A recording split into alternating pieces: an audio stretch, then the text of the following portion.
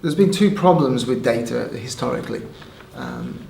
One is you have one guy or a couple of guys or girls or whatever in the organisation, and they just sit in some corner somewhere and do some number crunching, and you go to them whenever you need them.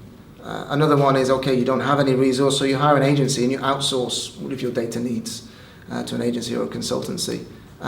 The problem with that, and I talk about this a lot in the book, is you end up siloing your data. Mm-hmm. So I call it data siloization, where it's isolated from the rest of the business. You only go to them when you need them, and often you don't even realise you need them. It's not front of mind.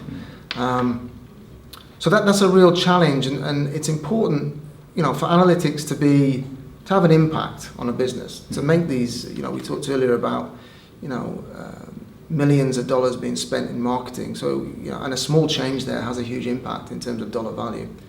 You have to bring the data closer to the organisation. So you still want to use expertise that comes from agencies, that comes from consultancy, because they can really jump you to the next level. But you must have something in-house as well. How much of an agency and consultancy you use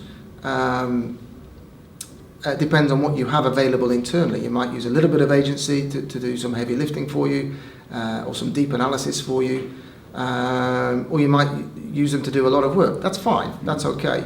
But you must have somebody internally as well who can speak at a senior management level. Otherwise, data's not, so they're not trusted because there's so much noise. So sometimes, a lot of the times, data's not trusted, or it's not taken seriously. Usually because the people doing the analysis are doing something that's fun and interesting, but actually from a business point of view is not relevant. Because there's lots of interesting stuff to do with data. Some of it is a lot more relevant to the business than the other. So you've got to be careful to avoid this siloization. So you must, even if you want to spend a lot of money with an agency to do a lot of the work for you and the expertise and the implementation and everything, that's great. But have somebody that also guides that agency, because the agency is always remote. They can't be in-house and see what's happening day to day.